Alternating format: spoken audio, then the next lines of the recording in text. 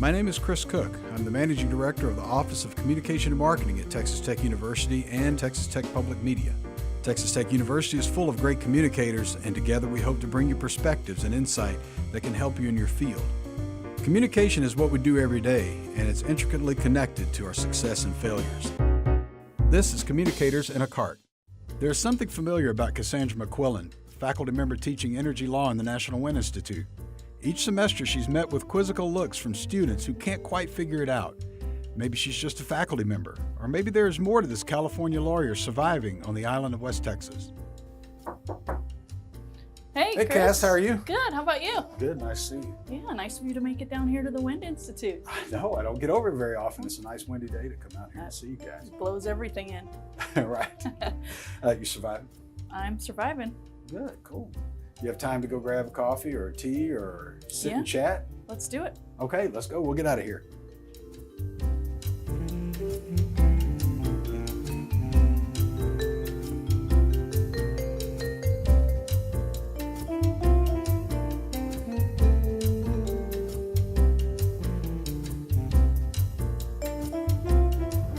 So how long have you been in Lubbock now? I've been here 2.5 years. Okay, that long. Gosh, I'm glad you ran into our office in the fall. Well, I only been teaching here a year. Okay, you've only been, but you've been in town. Yeah. Okay, I got you. I got, recruited by my neighbor while I was out walking my dog. To teach? Yeah. Who was your neighbor? Dr. Swift. Okay. He's one of the founders of NWI. Right. The old guard.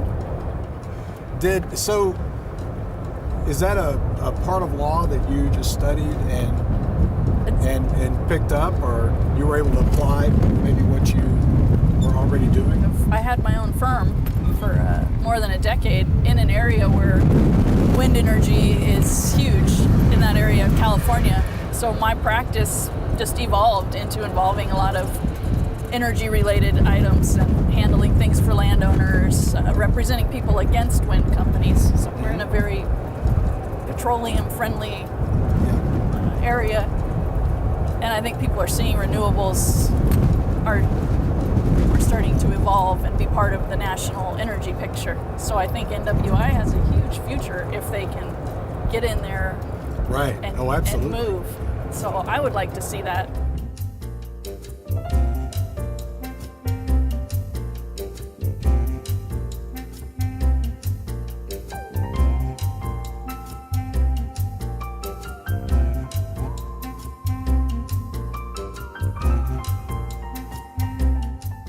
Okay, so we've talked a little bit about right over here.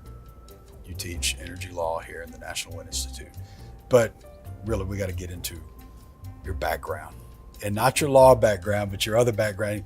You're a bit of a celebrity, and well, you are a celebrity. I've seen your followers on Twitter. You have more than a couple of thousand. Yeah, I'm verified. You're verified. That's right. So that's all you have, verified. So talk to me a little bit about Survivor. Survivor, I was a huge fan forever. In fact, I applied early on and I got in the door in LA, and they said, hey, you're never going to be on our show. You don't look like anything we'd want. You got this crazy personality. Don't apply ever again. This was back, many years ago.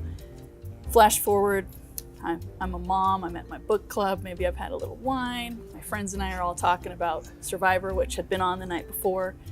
And they had said, apply now. So 4 of us said, let's go home and apply. So went home, put a little camera on. Is that the wine talking? It was the wine and the enthusiasm for the book. Who knows? So, by then I was a 40-some-year-old mom, different demographic than maybe when I was in my 20s applying. And I put the camera up. I did one take of a 3-minute thing, submitted it online, and didn't really think about it. And 3 days later, I got a phone call.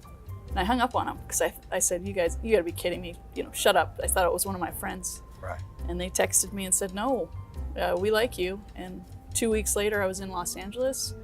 And a couple months later, I was on a beach in the Philippines in my underwear. I always loved the show. I never stopped watching it, but I hadn't applied for 10 years. And I just went in my first season and I smiled and shook hands, and then I stabbed everyone in the back, and I didn't behave like the nerdy mom is supposed to, Right. and nobody saw it coming. And I became known as Chaos Kass because I blindsided so many people. So how long did it take for you to, and you can Google Chaos Cast and just pages of stuff. There's a But lot. and videos, great videos, it just highlights. But how long did it take for you to develop that? I don't want to call it a persona because you went in, this is who I am. But how long did it take for people to realize that this is not just a mom? Playing the game is 39 days. The first time everyone realized I was playing to win, I would say was around day 19 or 20 of the game when I blindsided a bunch of people. And then I just didn't take crap. And I think if you look at the winner of my first season, he was a very abrasive person. He swore on his baby on people's graves. He lied. He got in fights with people. He was much worse than me. But everybody said he was a great player. I did much less, but I was, a villain. Mm-hmm. And I was never really mean to people. I did flip someone off, but she had insulted my family that day. Yeah. She had gone below the belt. She was also the only person in the history of the show to drive someone to quit by being mean to them. So the game it's a tough game. I stand by everything I've done out there. And I just think people weren't ready to see someone who's supposed to be the mom just say, I'm not going to take your crap and I'm going to play my game and I'm going to get to the end this way. And I almost did. I fell short, less than half a second. I lost that last challenge and then I was voted out. And you never know what would happen. How did your fans feel about that?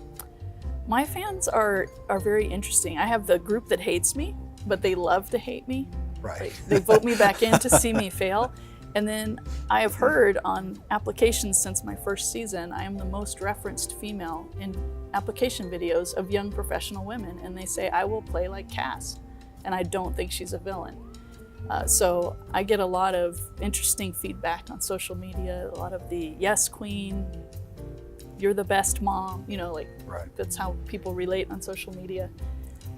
But they're generally supportive and I'm very direct with them. I do all their, if they have questions, I answer them. Sometimes a lot of people ask about shows like this, about how much is scripted, how much is reality, but they kind of threw you guys in there and you just go, right?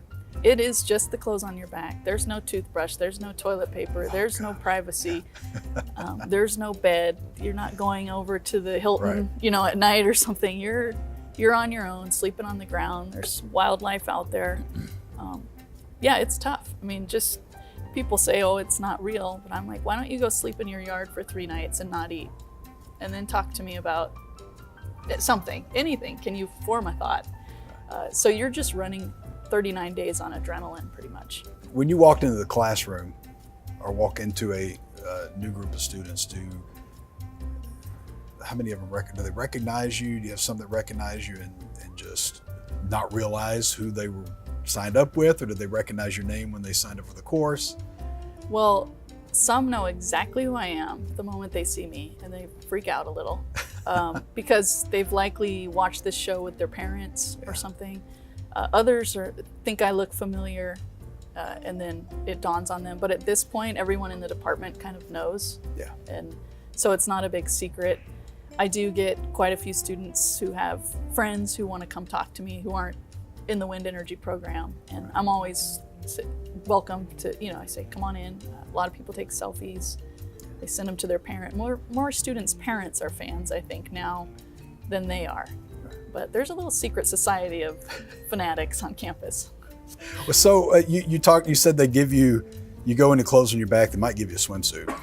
Yeah. But people don't they wear Survivor buffs or headbands? Yeah, we got buffs. I brought a few.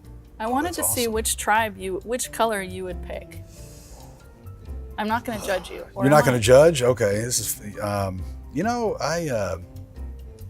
probably going to pull here. This has kind of a psychedelic feel to it. All right. Well, All right. You're not in my alliance. These are the buffs from Brains Beauty Brawn, my Okay. first season. Mm-hmm. You chose beauty. Oh, okay. So good for you. I guess. You have to be able to laugh at yourself if you're Right. going to do it, and especially if you're going to be a villain. Yeah.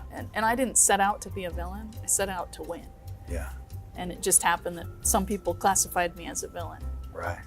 But in terms of being mean, I didn't burn people's clothes. That's happened on the show. I didn't get into altercations. I didn't hide stuff. Right. I just blindsided people that America liked. Right. And so that's okay. Well, that's awesome. Okay, Kass, thank you so much. Yeah, thanks. It's It been was fun. awesome. Thank you for visiting.